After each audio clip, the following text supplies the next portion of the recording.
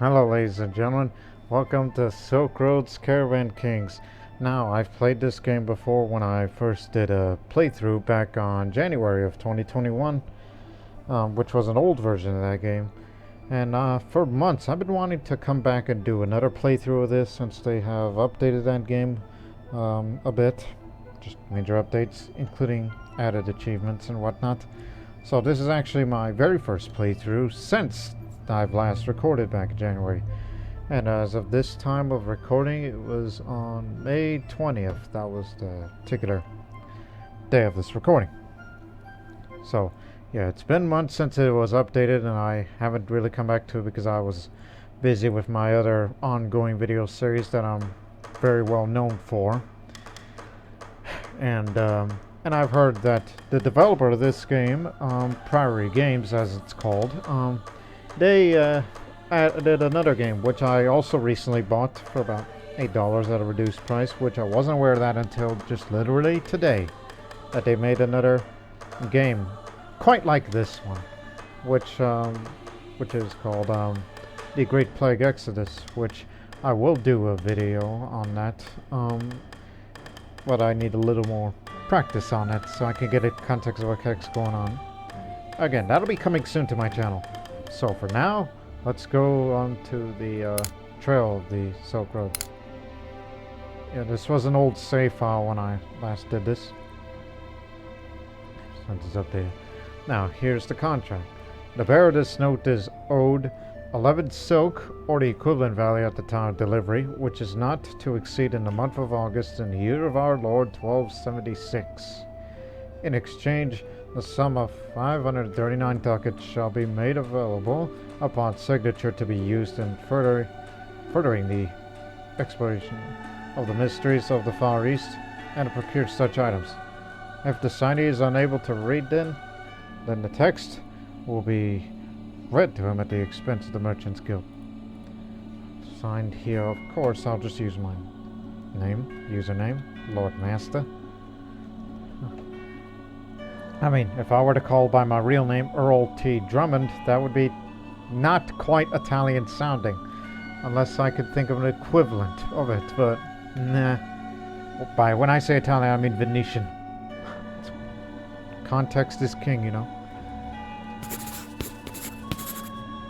With my mark made on the contract, my debtor hands me more money than I've ever seen. I quickly head off for supplies, purchasing traveling equipment and dried foods. Supplies in hand as I head to the docks in search of fortune, intent on joining the merchant ship headed for the east. Where were you headed again?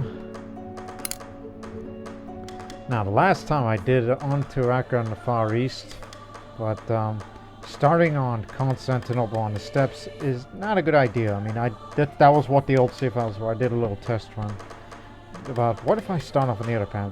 Oh no, I think you need a little more seasoning, so let's just, stick it the old way.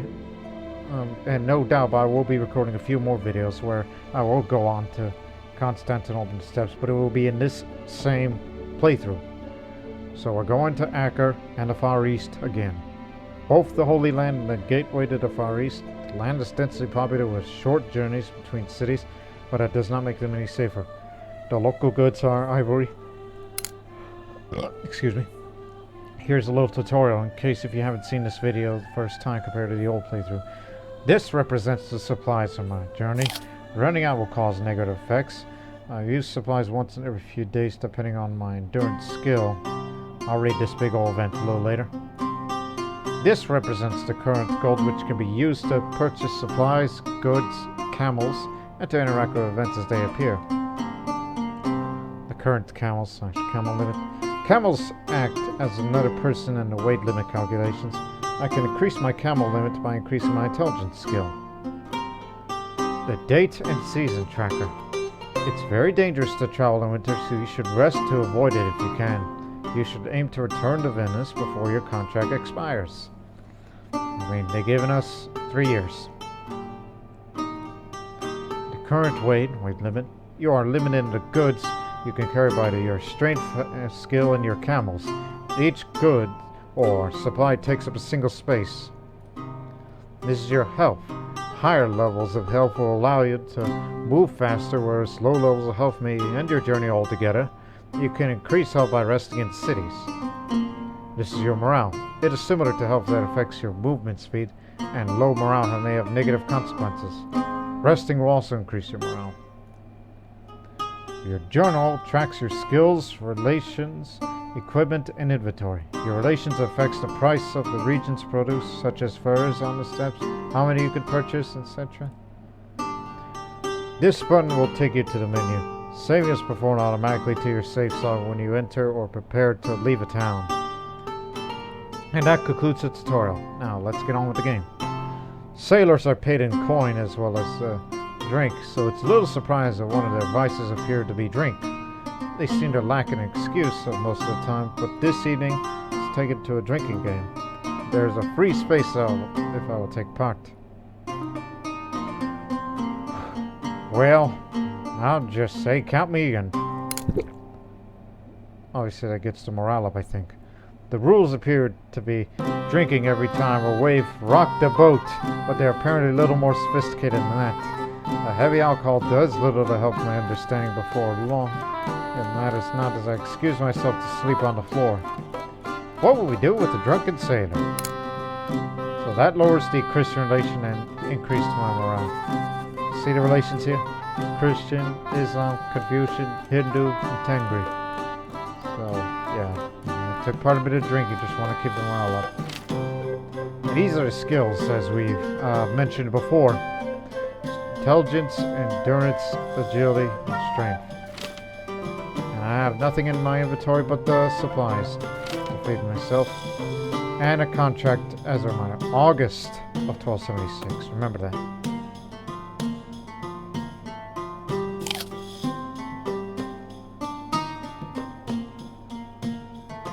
They say that the sea has all sorts of positive effects. After a deep breath looking into the horizon, I can't help but see why.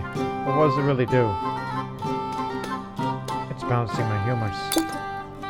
Of course! Your humors always need help with defending against the that can be found all around everyday life. The salty air helps to clean the lungs of the poison.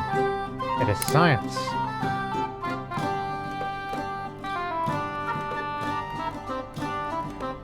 And ever since they added up that you can increase the game speed, see? Makes it go faster. I'll make it fastest just to give you an example.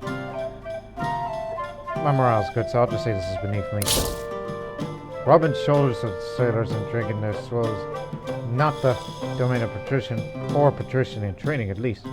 Even it does look fun. I've had quite enough liquids. See how fast that went? I want to go back slow. Anyways. One evening while resting, I hear cursing above my head. I head above deck to find a sailor with a fishing rod in his hands. Noticing my equipment, he curses that he had bought the rod to spare himself from the cook's rations, to only discover he can't fish to save his life.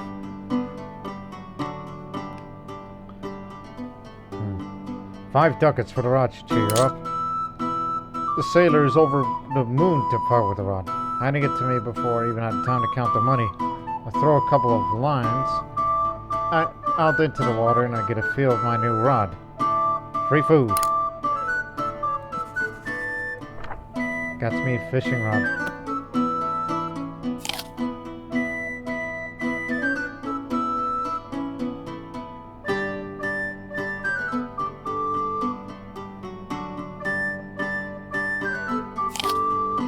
We're getting there soon. There's much to be learned aboard a ship. There are many who are bored enough to teach me. Who would be best able to prepare for the journey ahead? Think. The navigator. The navigator seems to be annoyed at my mere presence. He warns me not to touch the charts he has spread around the table. When I ask if I could chat him for a while he shushes me, pointing me to the nearby chair. The next few days are spent looking at star maps, staring at charts, and cursing. I think I even learned something. So it increases my walking speed. That's very important. As you know, everything's on time.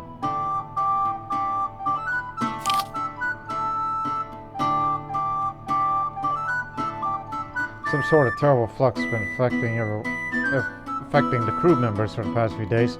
Though everyone was healthy before leaving port, now there's talk of having to sit in quarantine until the disease is passed through the ship. Well, I'll focus on keeping healthy.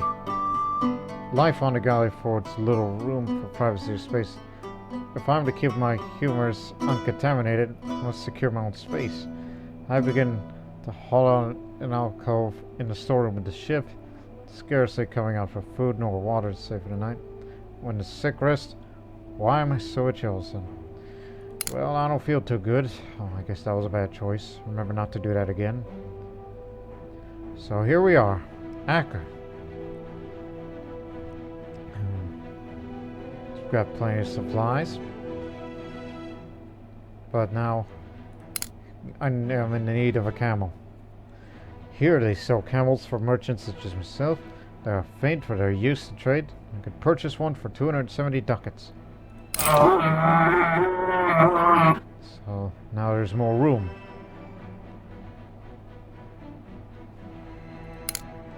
So I'm gonna need.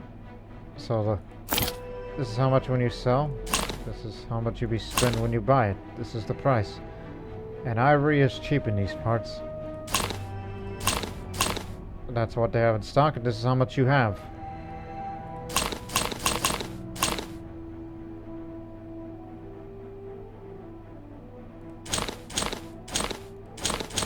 Just 5 ivory, just to carry with me simply for the sake of it. We may sell it to other parts of the world where it'll be increased selling price. I mean, I'll be fine with the amount of money I have unless I want to go work when we hit such things.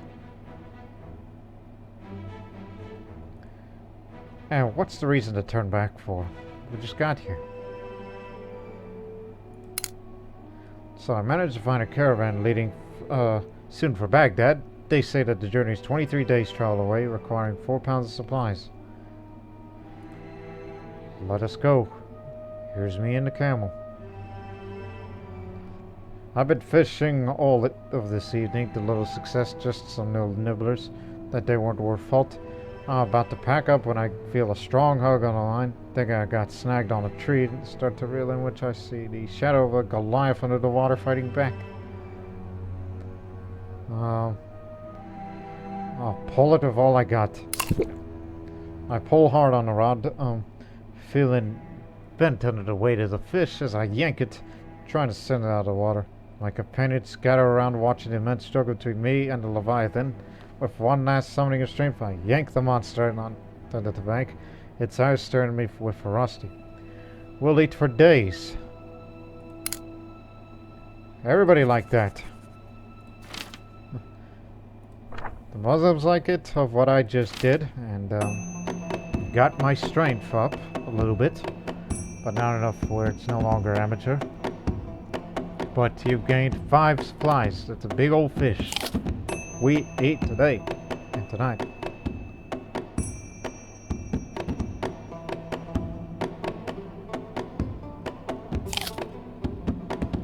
It seems every week you would eat up the supplies. So, as the caravan settles down for the night, I can hear shouts of glee and despair in foreign tongues.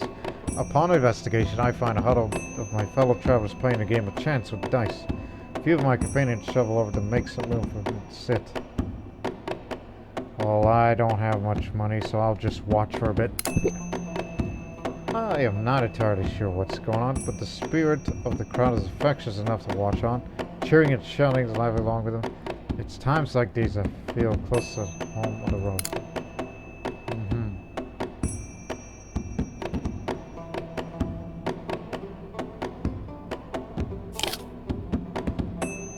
Yeah, every 6 days supplies to be used. Even in this far-flung region of the world, the gospel of Christ has managed to take root. Though not belonging to the Roman Church, they are nonetheless Christian. One such family has invited me to stay at home for the evening rather than with my fellow companions at camp. I just wonder if I'm going to alienate the Islam opinion around here. Finally, other Christians. The Christians welcome me to their humble abode as they break bread with me and say their rights as foreign as anything else in this land. It's an honest attempt at Christianity, As the evening continues, they share a long history of terrors from living under the rule of Saracens. One day, we shall be united. Yeah, I should have done that, but in context, I believe these were Nestorian Christians at this time. They were still living there. In fact, they still live there to this day in some parts of Syria and Iraq today. I overhear my companions discussing their homelands. Most note something of each other as being traitors, but none of them as far as me. Most have never even made it to Constantinople. Hell, I'd never been to Constantinople.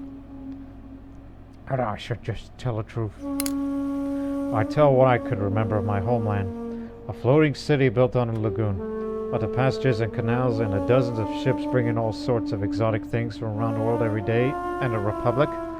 My companions begin to drift off after I struggle to find the right words to express how rich the olive oil is. I miss home already.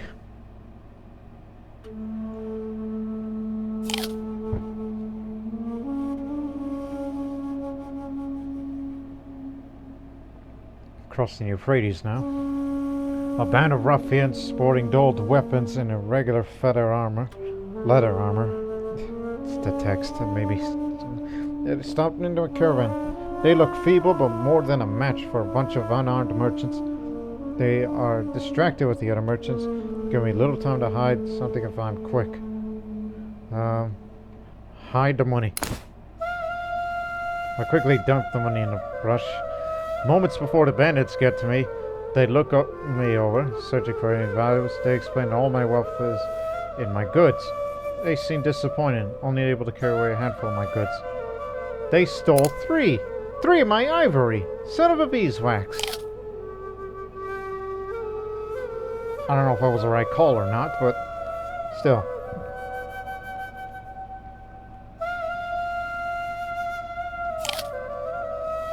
That's one of the dangers of the Silk Road. The sun peering out from the clouds after a full day of heavy rain. Off at the distance I could just make out a rainbow. A sign of the covenant that God made with Noah. I'm filled with joy at the sight. I'll explain to my fellow travelers. My fellow companions listen but do not seem convinced. A Tartar goes far to say that it's just in fact a bridge to the heavenly world.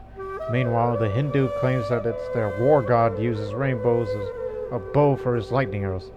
And the Cathar mentions something about dragons. So many ways to be wrong.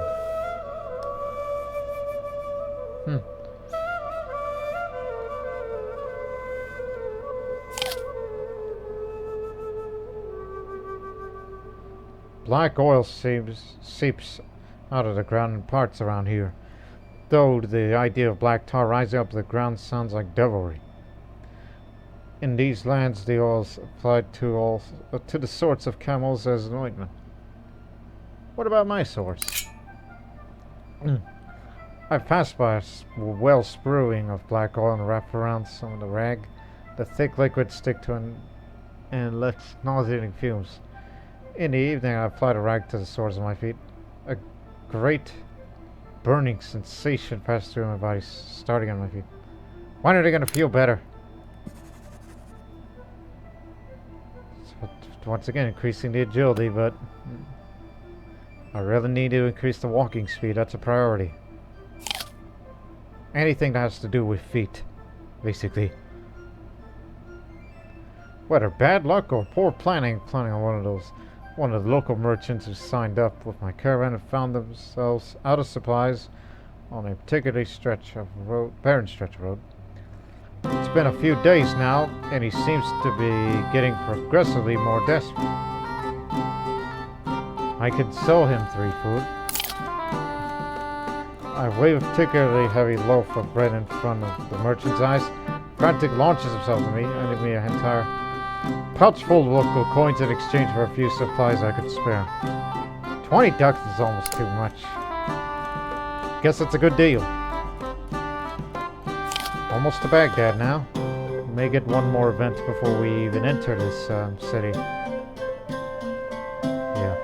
In this part of the world, it's apparently customary to take the rubbing of one's body with hands for medicine and pain relief. I heard of the procedure, but it is now being offered to me now for a small fee. Well, get that new earned money used. 7 ducats for my feet. It's more for feet, she mimes as she lays my foot in her lap. I can see why she starts to dig her fingers in my poor sore skin. My eyes water with relief. She continues colors and tired feet. Now that's medicine.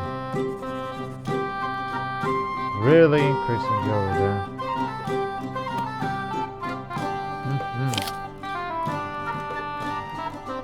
So here we are, and I just got the achievement, House of Wisdom. Just making a good start here.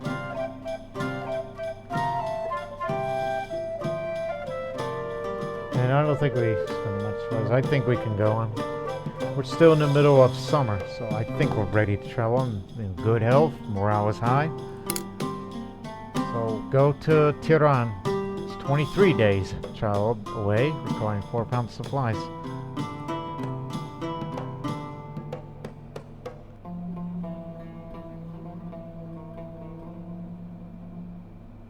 So there's Tehran over there. Going up to the Zagros soon. For the last few days, I noticed an increased amount of meowing around me. A stray appears to have taken to follow me around and now sat on my foot purring.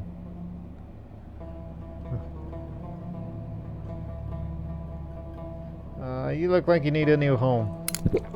I picked the cat up off my foot and stroking its matted hair. It could do with the bath as a thing as it purrs away in my hands. The friends we make. I got a cat. See? I got a fishing rod and I got a cat. And you know me in real life, I've become more and more of a cat person these days because as of this recording, we have about 6 cats that live in my backyard. And I know the legal limit in my country, which is America, in Texas state, that you're supposed to only own up to 4 cats. But listen, it began, I'll read this in just a moment. It began with a mother cat that just came in and gave birth to 2 kittens that lived there. And these 2 kittens grew up to be cats. One left while the female remained and then gave birth to a litter of 4 cats. Then 4 kittens, I should say. One died. The other 3 all lived and they're all 1 year old. 1 year and 1 month olds. That's what they are as of this recording. And and then that same mother cat, later gave birth to 2 more. Yes, just 2 more kittens, which they are about 6, 7 months old, around there. And then one of the, of the first litter, one of the female cats is currently pregnant. So yeah, we're gonna have too many cats and we gotta give some away around here pretty soon. So don't ask if you want a cat yourself. That's for my family to handle, alright? We didn't adopt them. They just decided to live here and they were originally stray cats and then they became more, used to being human presence and we fed them and took care of them, all that. So yeah, that's how it works. Anyways, back to the game. A merchant's boots are a merchant's lifeblood. Most merchants are more cobbler than a marketeer. At least the successful ones are. So when the boots are off, the colored scraps of leather wear yet another hole. I think it might be time to visit the village company. 20 ducats will buy the very best. In exchange for my pouch of coins, the leatherworker offers me a beautifully crafted pair of walking boots, built for any weather, for any length of my journey. With my feet seem to be absorbed into the boot from the moment I try them on. What craftsmanship! Now it's a novice. Now we're getting moving.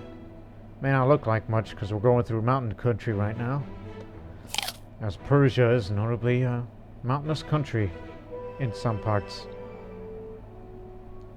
Hundreds of pilgrims flock to the Holy Land each year, though the hands that the Lord himself walked are beyond the scope of my journey. Fortunately, a wandering monk is selling holy artifacts at an incredible price just to keep them off the hands of the Saracens. I'm saving the money, but I'll just say I say through you. A rag, sawdust, and some oil? Who does he think he's fooling? I shout for all to see what this man is. A charlatan peddling false goods in the name of the Lord. I create quite a stir, and the monk flees, leaving his artifacts behind as people start lobbying street towels at him. As it should be. Nothing occurred. We just call that man a fraud. Plus, there's only very few Christians that come from the Far East. Most of them come from the West if they're going to go to Jerusalem or whatnot. One of my fellow merchants has managed to overburden himself in his camel train after taking a successful negotiation. Now he's looking to lighten mode, offering me a loot which I have eyed enviously more than once. A steal for 5 ducats. How could I refuse such an offer? He hands me the loot from his camel, which looks at least not the least bit relieved as I lost such a penny amount of work. Wait, what a steal. I got a fishing rod, I got a cat, now I got a loot. What else am I gonna get for the equipment? Makes it feel like I'm prepared for whatever is out there on the Silk Road.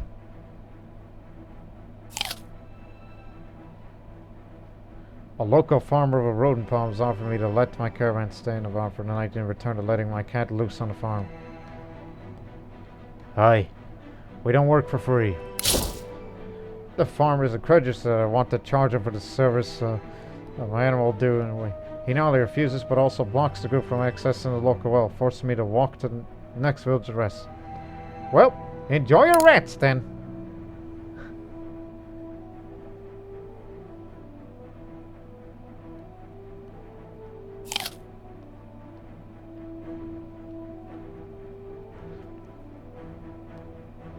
I better not. This is just to keep the good relations with them. I mean, there's hardly any Christians out there, so there's no reason to increase Christian opinion.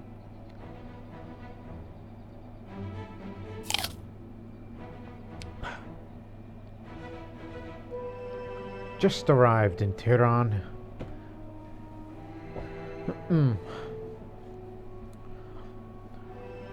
I'm gonna need to buy supplies, which is pretty cheap in these parts.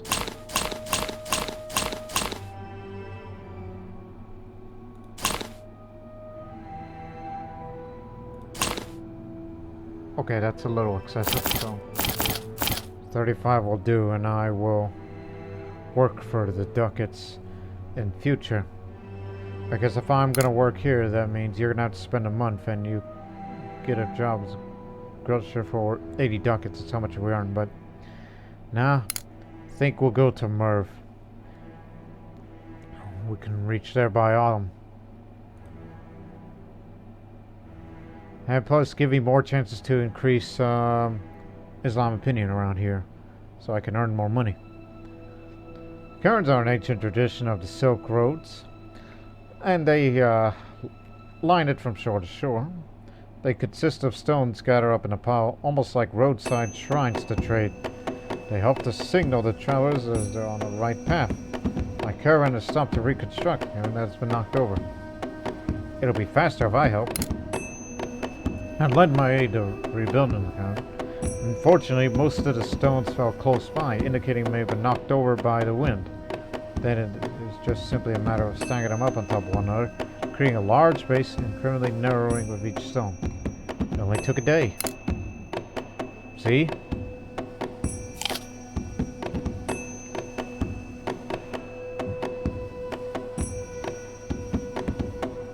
Since I adopted my cat, a number of fellow companions have managed to pick up cats from here and there, either seeing the advantage of having a pet to keep away the rats from nibbling at their heels while they sleep, or wanting after something to cut off too. They can always pet mine. My cat is the star of the caravan, as my companions watch with glee as it pats the camel's tail, or plays with one of the growing number of cats in my group. Will people ever tire of watching cats? Well, don't you know that in Muslim tradition that cats are revered? much like the days of ancient Egypt where cats are revered too. And since we're going through, you know, Iranian country, which used to be the land of Zoroastrians, where they don't view cats too fondly. It's the opposite, you know? They like dogs and hedgehogs. It started as a mere trickle of rain, but the downpour's been unrelenting. Though at first it was merely annoying to be constantly soaked and having to pour the water out of my boots, the less developed roads of the Great Silk Roads have become dangerous to travel on. We will only use stone roads. The paved roads may be slippy, but at least not as dangerous. Unfortunately, this extends the length of the journey by 5 days, but nobody's injured. We'll make it up in no time. Damn. Bad call. Some of my less civilized traveling companions have seemingly decided to make an offering to their gods, or the spirits, or maybe their ancestors. Either way, they've been chanting and crisping a chicken before sunrise, and my patience is beginning to wear thin. You gonna eat that? My companions seemingly stunned into silence as I reach beneath them and pull off a leg. The worshippers are clearly infuriated as I shout as I return to my cargo. My favorite! Well, that helps for morale, but not so much for the Tengri. The Tatars did not like that.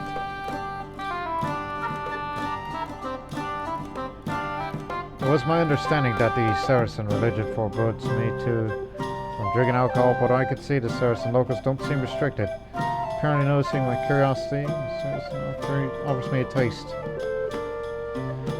Just take it. I take the letter, drinking flask, and have a sip. I nearly spit out with surprise. It's simply boiled wine. The Saracens laugh at my expression when I go. The hand and back, instead he offers a place to sit by the fire and uncorks another flask. Drinking. Something we can both agree on. Drinking alcohol is not forbidden in Islam, but it's prohibited. There is a difference between prohibited and forbidden. I was sat by a pond, and not a minute after dangling my bait in the water, I catch a fish, and then another, and then another. By the end of the night, I feel like a disciple of more fish than I know what to do with. I could sell them to my companions. Some of my companions take up an offer, seeing the sheer size of my hull, though they're not eager to pay standard prices. I managed to rid myself of some of the fish to boost my own personal advantage. Money for nothing. Gotta make a living somehow while we travel.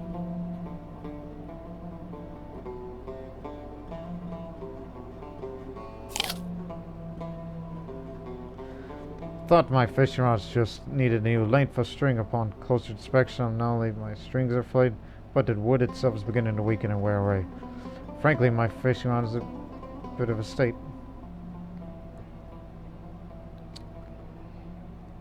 I think it just needs a little love. All the rod needs is a little bit of love. I lay it down on a roll of carpet, then set to work with some tools I've scavenged from other traders. I polish the wood, sand down the misshapen lumps, and try to reinforce the rod. Pretty soon, my rod is back up to fighting shape. Hurrah! Didn't need to spend money.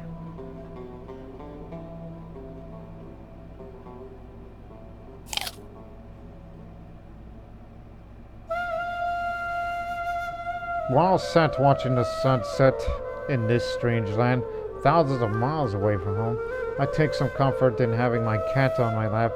It seems no matter how far I go, a cat is a cat, and it shows that somewhat of my destination, no matter how foreign, can only be so strange. Just enjoy the moment. I sit there, not moving, until the sun sets and it's time to sleep. I will dream of Venice tonight, but wake without longing. What will my cat dream of? I know cats dream, because I've watched cats sleep before, and even while they sleep, they just tend to move a bit. Maybe any being can dream. Even the camel could dream, too.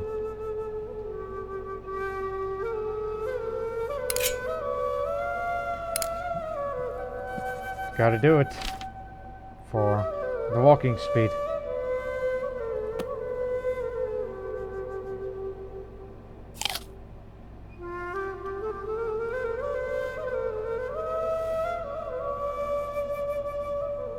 Oh, not this again. They're gonna take my ivory. Gotta hide my money again. What little money I have left.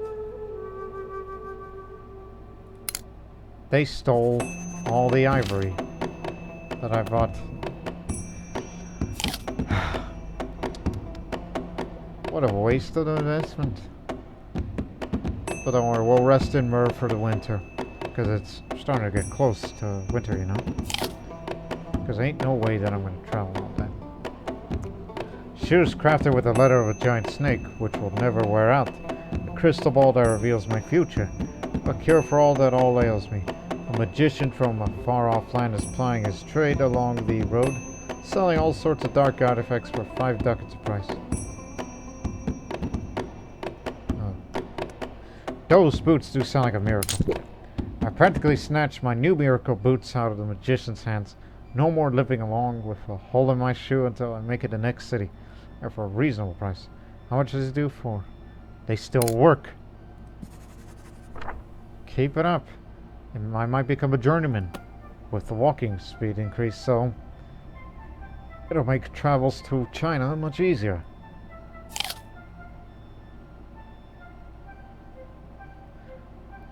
One long day after journeying, as I crest the hill, I noticed one of my traveling companions' bags come loose from their camel and land in the ditch inside the road. I run to pick it up and turn to hand them, but they appear not to have noticed. What's in it? I could scarcely believe my eyes. An entire bundle of silk is inside. They will surely know this is missing, but what if they don't? Oh, I'm gonna be a sucker for this. Because desperate. Finders keepers. I snatch that bag up and hold it close. I begin to slide in my own belongings, but the companion shouts me out. I make a quick, red-faced plea, claiming I'm about to return it. Luckily, since I had tried to pass it off as my own, nobody can accuse me of confidence. They no longer trust me. Damn it. I was building good relations. That's my own greed. Greed is a sin. One more event right before we arrive at Merv.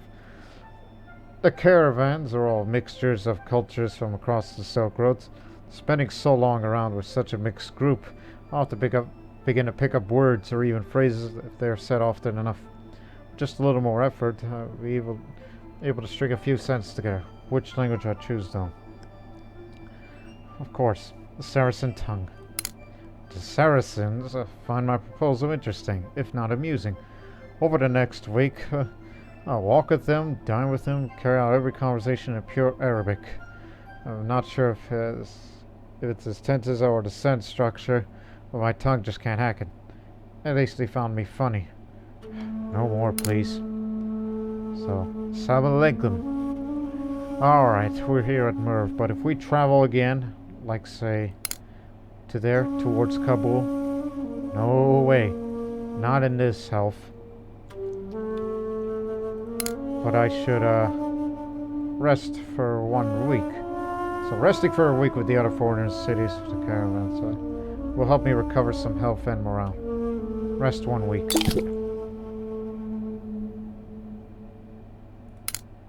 Help just get to another week. Now you are strong. You're at max health.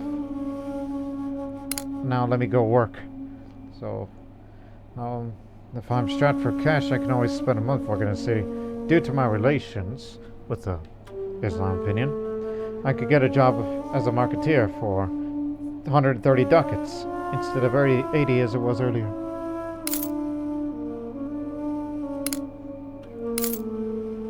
We'll set off on march again.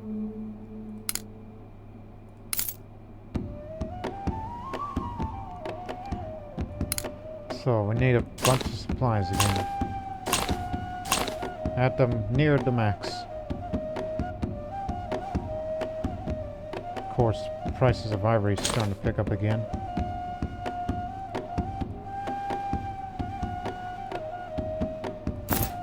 Hang on.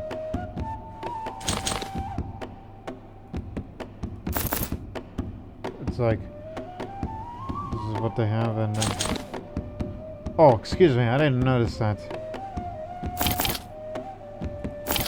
Let me just reduce that a bit.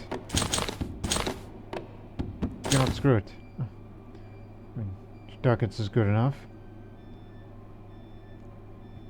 Remember, we can sell the ivory a bit more further east we go.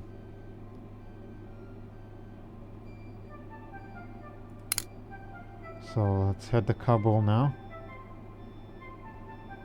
So we'll be traveling in spring. Do not travel in the winter unless, you know, things are desperate around here. The caravans are an odd blend of different peoples. While I prefer to keep a healthy distance from their strange ways, I can't help but find their customs interesting. Noticing watching them prepare the food a Saracen offers to dine with me. It smells nice.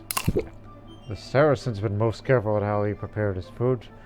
From slaughter to the cooking. To my disappointment, the chicken still tasted just like chicken. Nonetheless, the company was enjoyable and seemed to agree, and he's offered the remainder of the meal to me. I must cook for him. Now we're starting to work on endurance.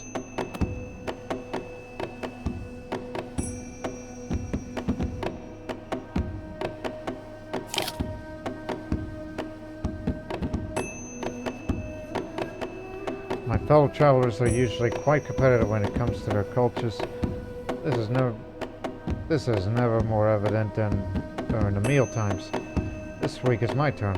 While I may be the only Latin in the group, universal feedback is poor. I'll spend some time practicing. I just need to get the hang over this cooking over the fireplace thing. But who knew I couldn't slow roast dried meat on a hot stone? By the next time my companions are preparing food, the reaction is noticeably more muted. Not one of them was sickened this time. I'm working on it.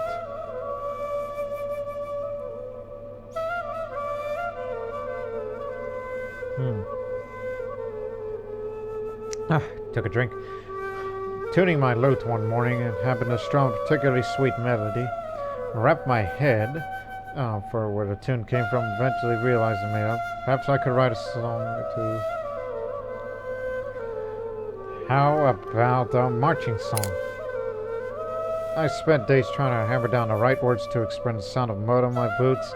By the end of the week, I have a small taste of the ditty. And I gathered the camp around to hear my ballad. There are mixed reactions, but they do seem to join the tune. It was only a sample. But come on, we gotta get moving soon.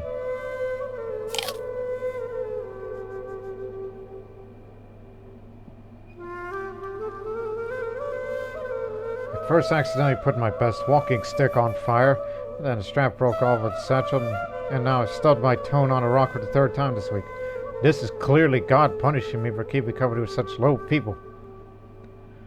Oh, I will blame the adulterous Tartars. I throw down my bags and let that damned idler know that's exactly what I think of him. Sparing no amount of condemnation and threats of hellfire. When he overcomes the shock, he lets me have it right back. We yell ourselves to exhaustion. I sure showed him. I think we did this because we don't plan on traveling to Tatar country.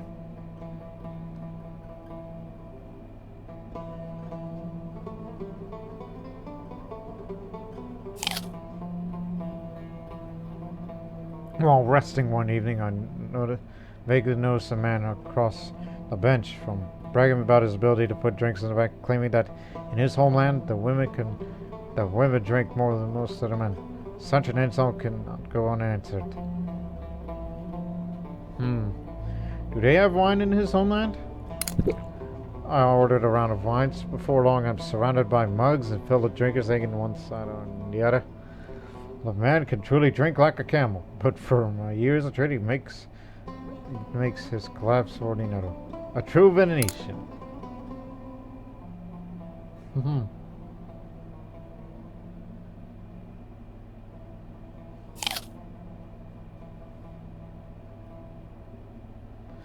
In this part of the world, it's apparently customary to take... Oh yes, this again.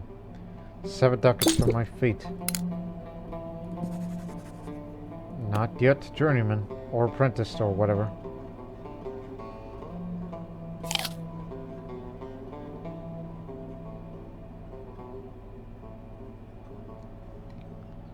Huh. This second game of dice. Well, since I got a lot of ducats, so I'm bet 10. After mumbling a quick prayer, set down a large purse and begins to play. The crowd cheers and jeers of each roll. The game winds down shortly after sunset, and I found I've made a large loss. I'm not sure if I get this home.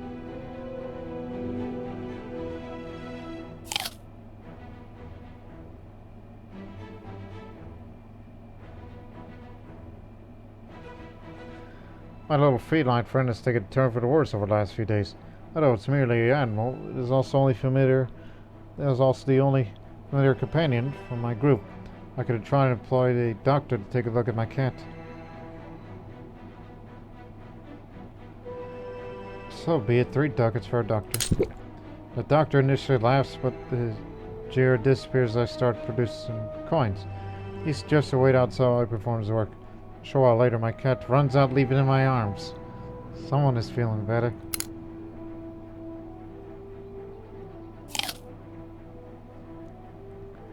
Okay, we're in Kabul now, but we're making good progress. Got enough supply. So, we shall travel for Kashgar in the heart of China, or onwarded to Lahore in India. I'm trying to think in my head, because when I did my first playthrough, I took for Kashgar in the heart of India. But I never gone to the Indian path, but their opinions on these two are similar. Well, I'm thinking about going to Lahore in India, because I've never traveled there before. So it's 12 days travel. How far is Kashgar? 25 days travel. Okay. India it is. Now I gotta start pleasing the Hindus, as we will cross through the Hindu Kush.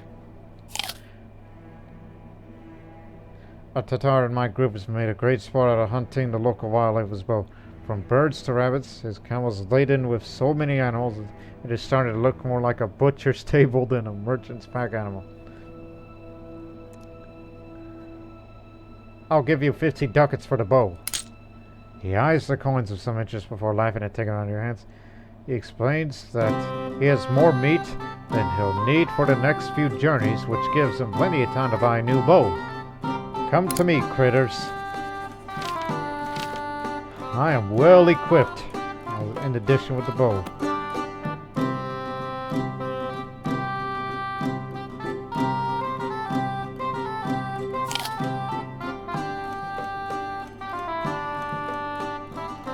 From little pieces of evidence such as droppings and broken branches, I've discerned that my campsite is nearby a deer or some similarly large animal.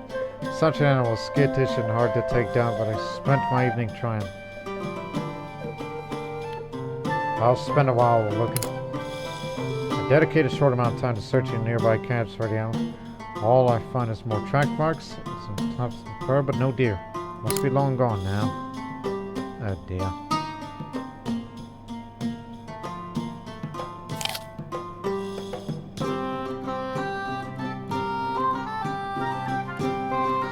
I had thought my fishing rod, oh yeah, this is wearing off again, even though I haven't really used it anyway, but just keep it maintained. No need to spend money. I wonder how long they'll last before it finally breaks down. According to my excited chatter, some electronic companions, I shall be stopping outside of an inn tonight that is particularly well known for its hospitality. Growing up in Venice, I know that it is wise to budget my coins before I start drinking.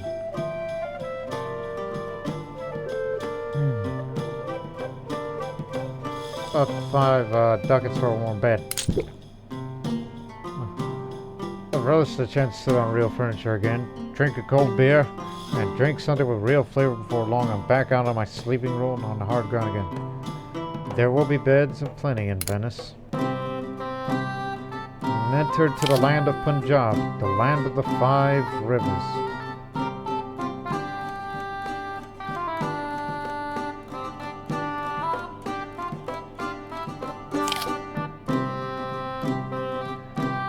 Over my career, I've started to collect quite a collection of bags. While none of them are any more special than a rough sack, which we'll use to carry grain, but can't seem to let go. After all, how would I find my apples if I don't have an apple bag? I'll spend a short time stitching them together. I've seemed to hit upon an excellent solution.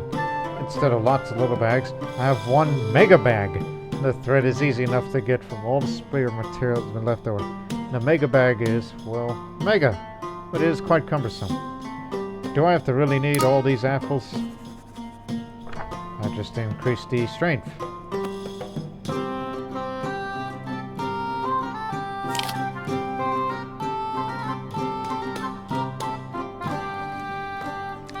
There are all manners of pheasant and rabbits scurrying up from the bushes that line the road. Darting across and back down again, this region seemed overly populated with all manners of tasty wildlife. Fortunately, I have the cure. Pass me my bow. I take every available opportunity to hunt. Any rustling in the bushes warrants an arrow. Pretty soon I'm piling up the carcasses. Though the constant stops to collect my kills is beginning to slow me down. God provides. I just increased the supplies for hunting. If only my cat was a hunting cat too.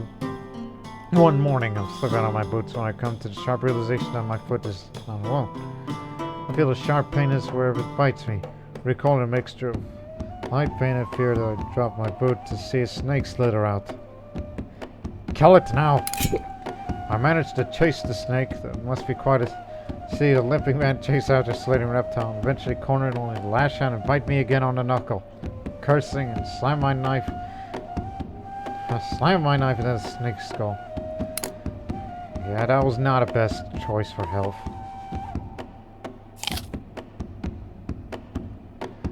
Now we are in Lahore, which is one of the big cities of the Punjab region even today. But we must press on. 12 days travel away to Delhi.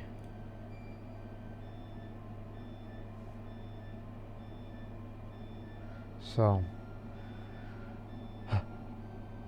the ruffians again, but this time I'll use my bow.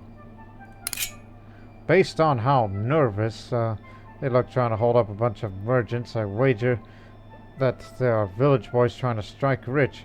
I draw my bow, sending an arrow hurtling at the band who stopped my group. The arrow flies wide, and I'm set upon before I can loose another. Fortunately, during this ensuing beating, they forget to rob me. Everything hurts. Now I feel plagued.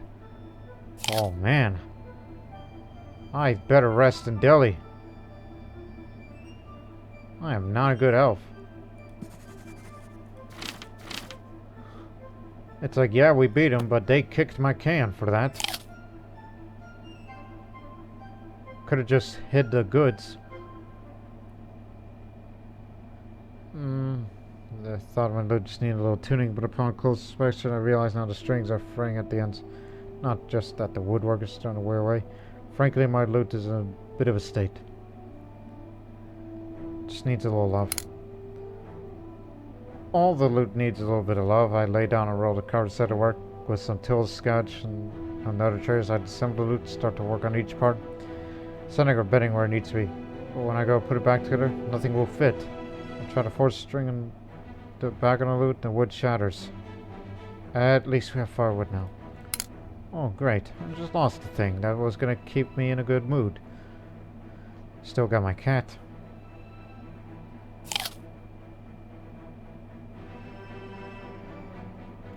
I'm beginning to sport quite a cough. Other than annoying my fellow companions, the scratch in my throat's beginning to irritate me. My travels, I find myself sitting on every rock or stump I could find. I learned that man for the east has offered some help, for a price, of course. Only 10 coins, because I don't want to... The medicine man strips me and has me lay on the flat ground. I meet a prayer as I send, relieve some small needles from his pouch. After a few hours, the cough as I climb the floor. He didn't even use any leeches. Oh, damn it! You keep worsening your health.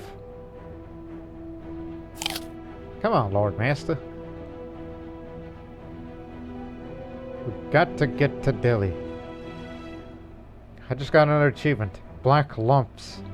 My health has been debilitating me. Full days have turned into half, which has turned into no days of progress. I'm afraid I cannot make it much longer. Wait, is that a black spot growing in my arm? Take these goods and heal me. I hand a peasant what I have in my satchel. Days pass in delirium. His buxom wife attempts some local remedies on me. Eventually a bookish fellow comes to see me. Clear my purse could afford a real doctor. I'm fixed up just enough to get out of the door, but no more. I'm back. Well, I had to give away some of the ivory. I'm in ill health, but not plagued.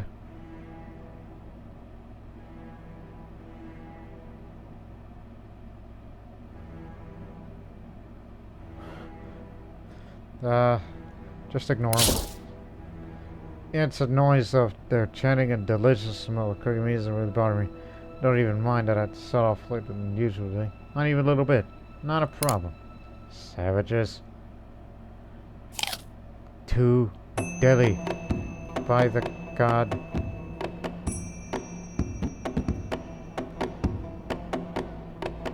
Spice mines. Another achievement I just got.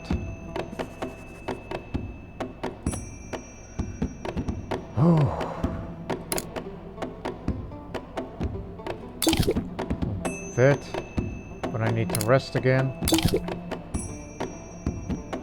Healthy and joyous, I'm ready to go. This is going to be a long travel. Still be heading to Patna. I think the supplies can be handled. And hopefully get some more supplies by hunting or fishing. It would seem that God's wrath stretches all the way into the lands of the idlers as the earth shakes with a thunderous roar beneath my feet.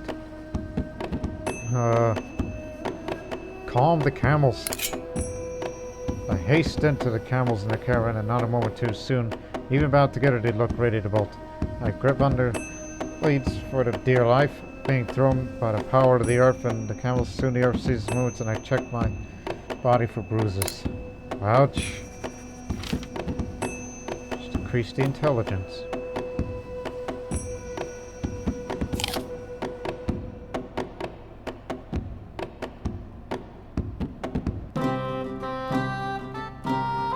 On a particularly cold evening, I managed to gather wood for a particularly large fire, which soon spread into a hedgerow. It is a particularly dry season. In the end, a local village had a rush order to prevent it from spreading any further. The village wants to charge me for both the wood and for containing the fire.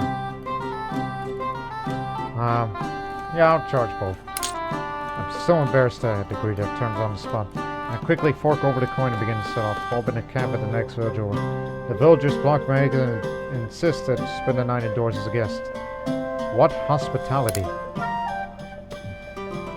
The Hindus are nice people. The Indians are nice.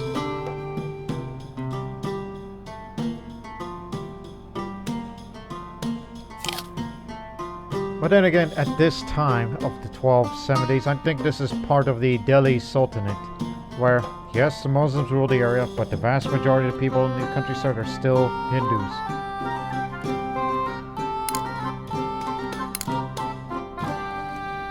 Keep it up.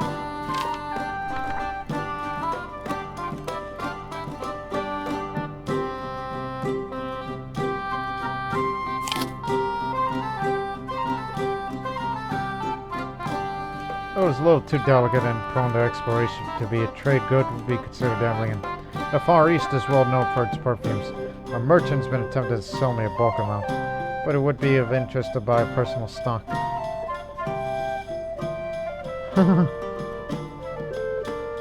Yeah, just a personal supply. The merchant's beard is supportable now, but accepts nonetheless. The new smell is quite a wild hit. People seem to be wanting around me. What's the sneezing stuff is? What do you think, ladies? But then again, we passed through Kanpur, which I believe that's where...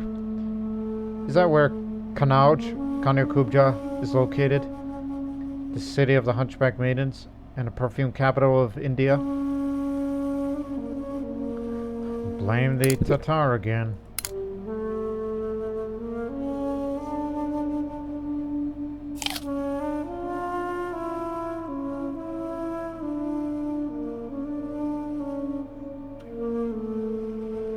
Settle down for the evening. For I've noticed my camel seems to be straining under the weight of my cargo a little more than usual. After setting at the pack aside, I noticed that it's looking a little leaner than I remember. Yeah. Lean means fast. If anything, my cow needs to lose a little more weight, or realize the panting's from trying to keep up with me while lugging around that fat. Pure grass diet from now on. Still a novice.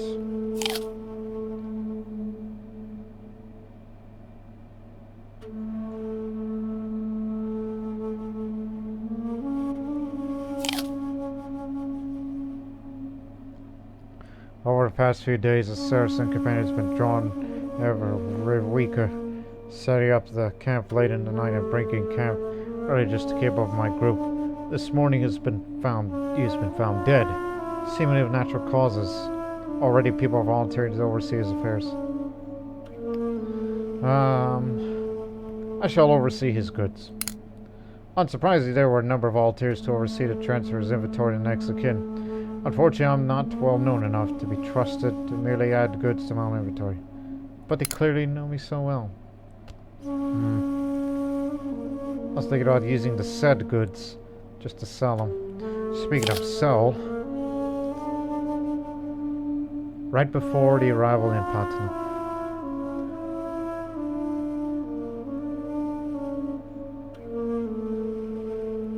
maybe I'll have it all. The last thing I remember is slamming a heavy pouch on the table as I ordered another round for my traveling companions. Though the rest of the night was a blur, and I must have had a great time if I feel this bad today. Why does everyone keep slapping me on the back? Now we are in Patna, which is a city in Bihar. It's right next to where ancient Patliputra is located. It used to be the capital of the mighty Indian empires, such as the Nanda, the Maurya, and the Gupta. Trust me, I know a lot of Indian history myself. What's the next place to travel? Lhasa. Oh my, 42 days!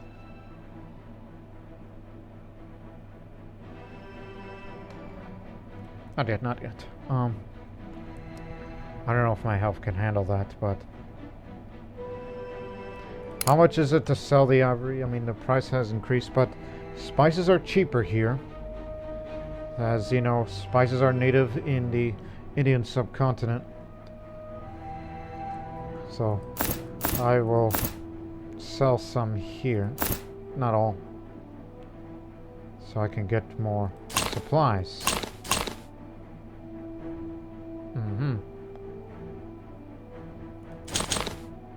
And just a few spices. May never know. I'm thinking about resting here for a week and then go to Lhasa. I'm willing to risk wintry travel.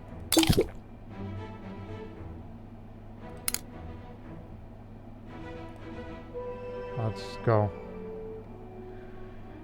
Dhaka over there is the capital of modern-day Bangladesh.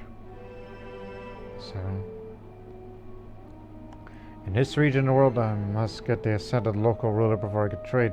In lieu of the formal tax, I'm instead expect to exchange gifts. One such meeting is to take place this evening, and I must select a gift.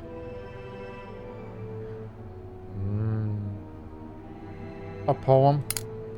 I head to the Lord's Great Hall. Courtiers surround me as I make my approach. My head's down, eyes averted. I stand up and begin to recite a poem that I prepared.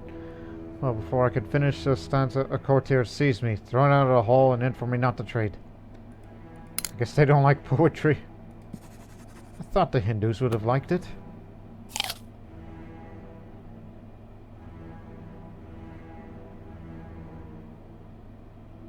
Maybe not my kind of poetry.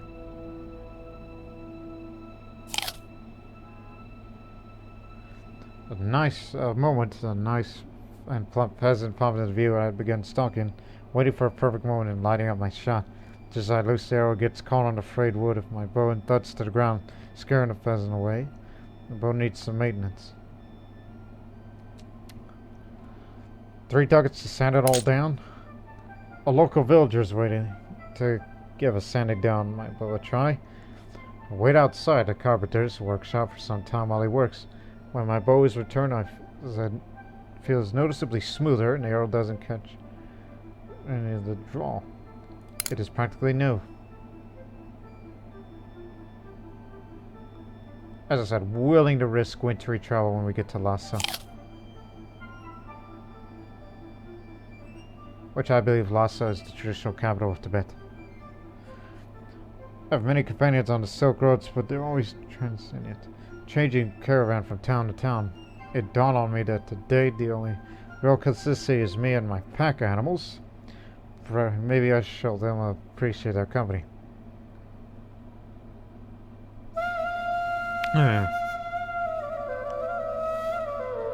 Extra long rest today. I decided it would be good to both to relax for a while. My camel seems to follow me even after set up camp. Seemingly not after where the job is done and hoping to be petted. They are hard workers. Just increase the intelligence a bit. Can't wait to get another camel soon.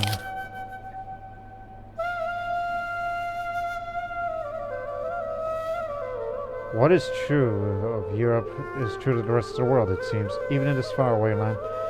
Rats still litter the streets, running through refuse and gutters, worming their way through the smallest of gaps. This land is particularly plagued with them.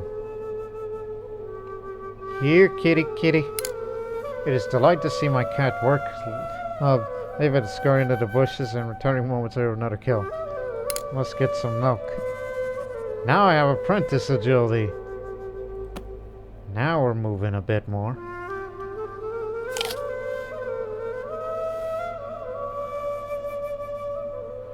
Going through the land of Assam. That's where we are. Emotions seem to boil over in the caravan.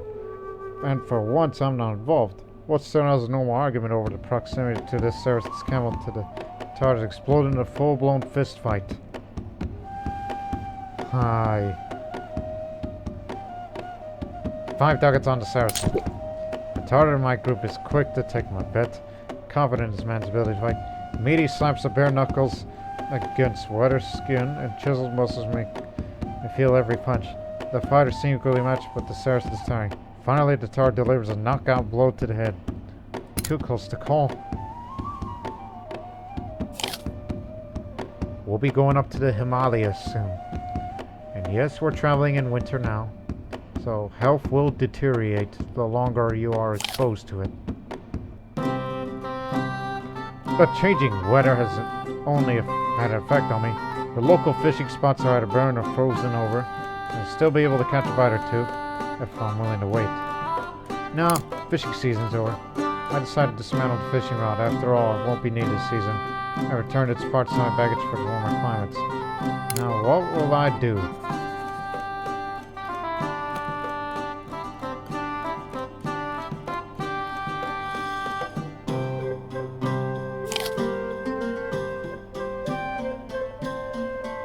The local leader of the village set up camp nearby and has asked my caravan to move on for the evening, fearing that you are ruffians as merchants are not normally seen in this climate.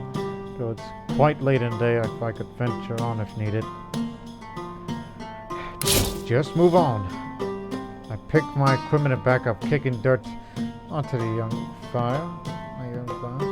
As I head out of the view from the village, I reach an appropriate spot a few hours later, quite exhausted and already dark.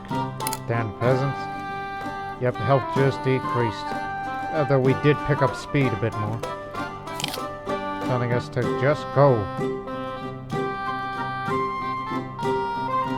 With each passing day, the morning frost just lasts just a little bit longer. I've built increasingly large fires to help deal with the cold, but after long walking days, I'm feeling already exhausted.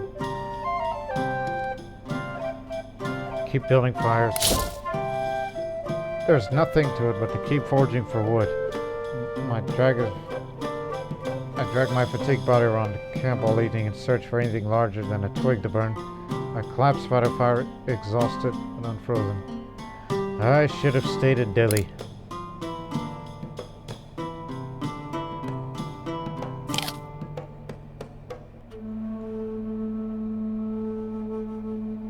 Almost there. Reached Lhasa. We are definitely resting and working. So, I could stay here during the winter for 15 coins. All the local hostels are only allowing long-term stays.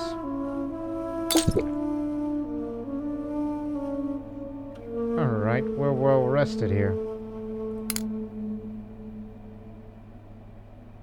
Silk is starting to get a little cheaper, but wait till we reach that destination where we have to start buying these. Lonzo. I think we have the supplies for it. Let's go.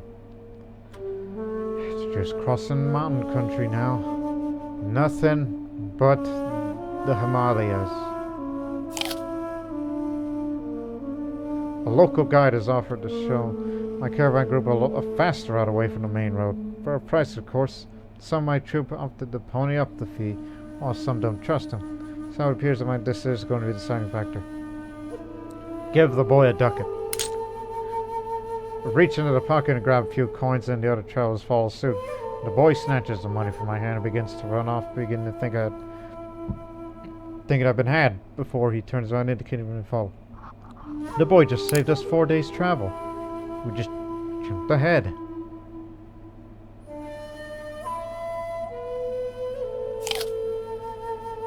Turn. While my journey's off to take me to the lands of varying prosperity, I could scarcely see poverty such as this. Across the road, I see masses of skeletal frames and bony, outstretched arms pleading for help.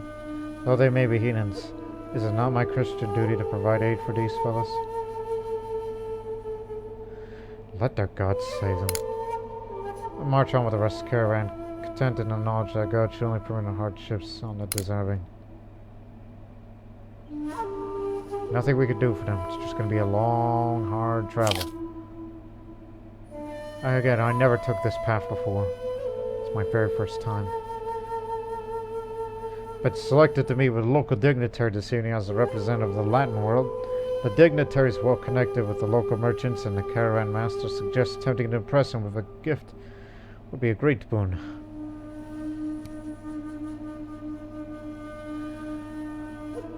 How about this ivory, which I think I have this ivory ornament from afar. The dignitary's eyes grow wide with jubilation as he receives the gift. He asks many questions about the far-off land from which it came. The beast which had been carved into, and the beast where it was carved. I have little time to talk about my own lands, or even trade before the night is in bloom. There were many tips to be had. Now you're going to start working on relations with Confucians, the Han Chinese.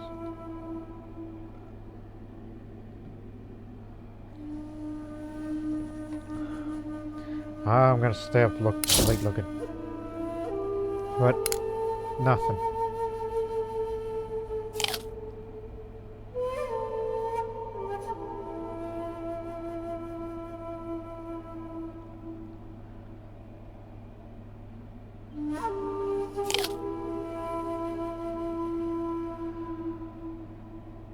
One of the curious customs of the Far East is the alleged use of paper rather than gold coins for money.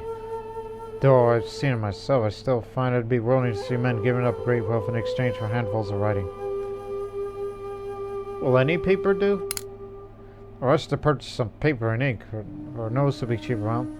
I do my best to scribble out some Latin-looking words. Rushing to the nearest silk merchant, he laughs as he shoves the paper back into my hands. I don't get it. Paper money. I doubt it'll catch on.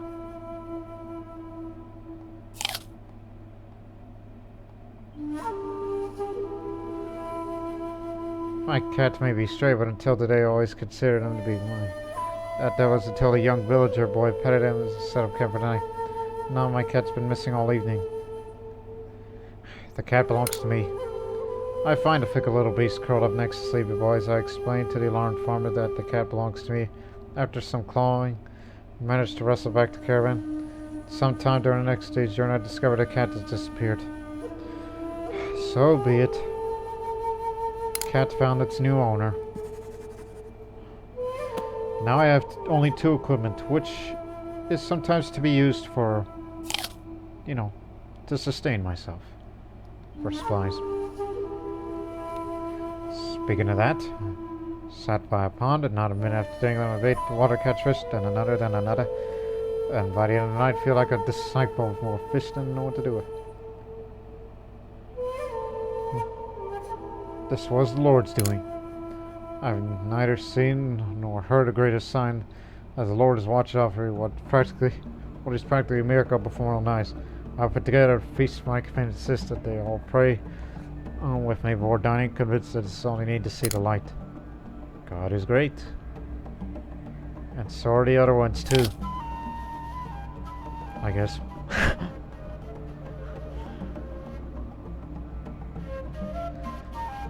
Can I think of anything more relaxing than being sat by a cool stream after a long day's work?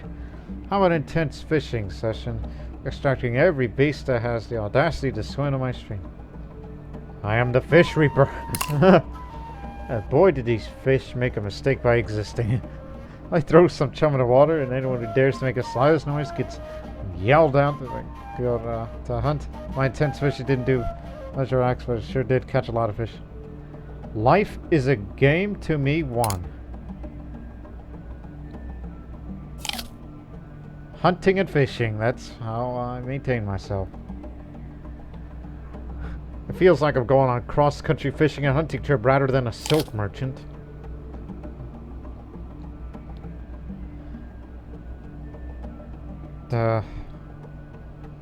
Just trying to be nice, I'll return it once.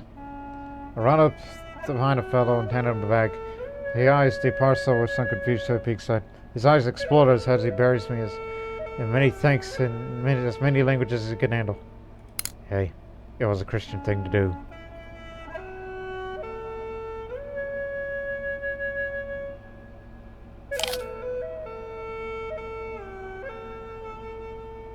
I've been fishing all this evening to little success. Just some little nibblers that weren't worth the bait. I'm about to pack it up when I feel a strong tug on a line, thinking I got snagged on a tree, and start to realize when I see the shadow of a Goliath under the water fighting back.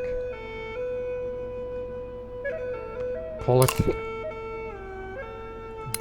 We eat for days.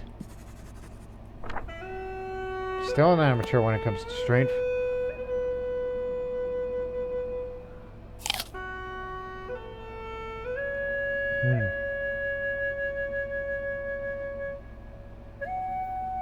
Explaining to the fellow travelers. What are the confusion relations? Really increasing. Can't wait to make a fortune. And keep in mind, it's not only a certain part of the country that you travel is what makes the trade goods cheaper. It is also your relations that makes it cheaper, in addition of, all that.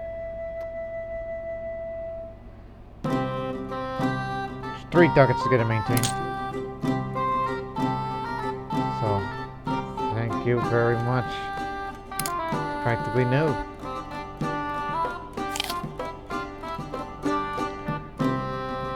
We traveled through the whole season. We're finally gonna get out of the mountains. I'm never taking this route again. I take a moment to check on my supplies. For the past few dozen miles, I start to feel worrying low, especially with so much of a journey ahead of me. Would it be possible with just one of the spices in my inventory to refresh enough supplies to last me several more days? What kind of merchant eats his wares? I could be starving in the middle of the desert while delivering honey cakes and I wouldn't eat. As far as I'm concerned, goods are goods and food is food, and never the twain shall meet. Even though I could, I could have put a few in, but I ain't got much.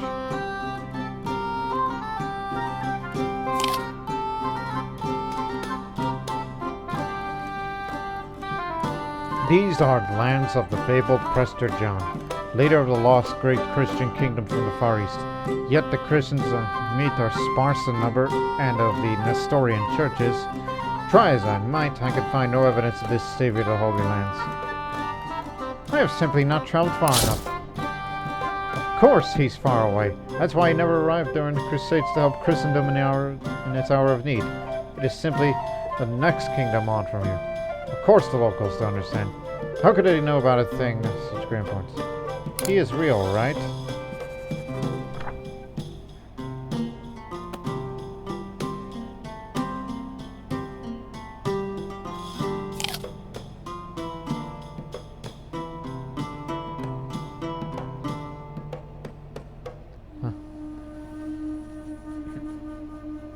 Set some traps. Since the cat's not here to take care of him. Thankfully, the little devils have little interest in my goods, but to rid the world of the scourge of rats is a favor to all peoples. My delicate traps litter every campsite I stop at, and will surely be the end of many a rat after I'm gone. I'm the rat catcher. I'm getting smarter. See? We're almost there to the destination. No need to rest. It's 15 days away.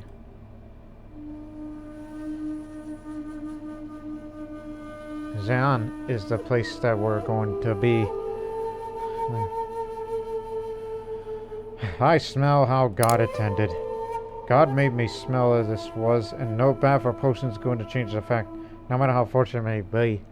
Besides, it may not be offended as to be trying to make the air around me unpretty. They never catch on.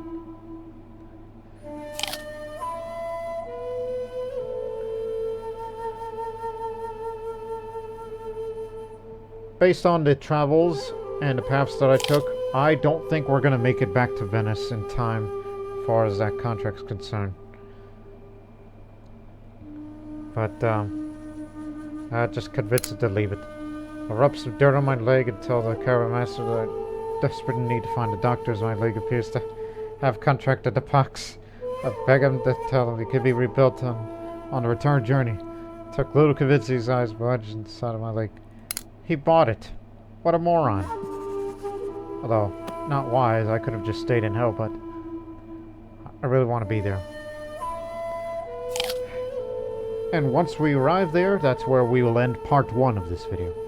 Some of my fellow companions may be idlers. But that doesn't make them ignorant of all nature. Just last night, they noticed a star burning brighter than the other. Naturally, they have their own superstitions about what this may mean. Since we are here, listen to Chinese astrology. The Chinese man explains the zodiac signs to me in relation to the years and the stars. It continues on for a while, and I pretend to follow what seems to please him. Who could believe this?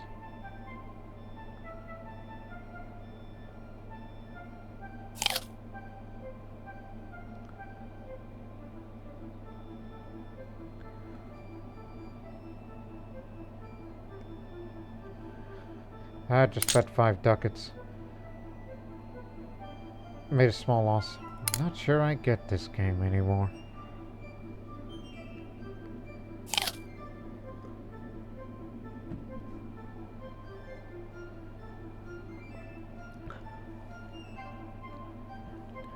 Quick! Someone suck the poison out.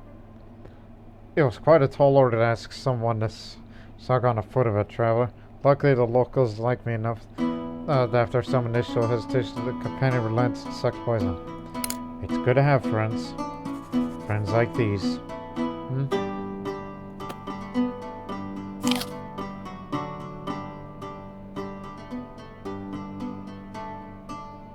One more event before we get to this area here. No? No, we arrived here. But I'm pretty healthy. But boy, I need to start making money around here. So just give me a moment and we'll... So, let's remember. 11 silk or more. That's what it's needed. And they say you're supposed to come back by August of 1276, so there's no way I'll make it in time, but I'll try to get the said silk, which is very cheap. It's made here, and Confucian opinion is pretty high, so we've done pretty well around here. So I'm quite happy with, with all this progress that we made, even though I had a near-death experience early on while I was down in India, but still. And so, ladies and gentlemen, we'll leave part 1 on that note. So tune in to part 2 in the Lord Master channel, and it's quite possible that I'll have to do this again and travel through the steps from Constantinople. So part 2 will be from Zion back to Venice, and then parts 3 and likely 4 we're going to go through Constantinople steps. That's my plan for Silk Road's Caravan Kings, for the Lord Master channel here. So tune in for part 2 coming up next. We'll see you there.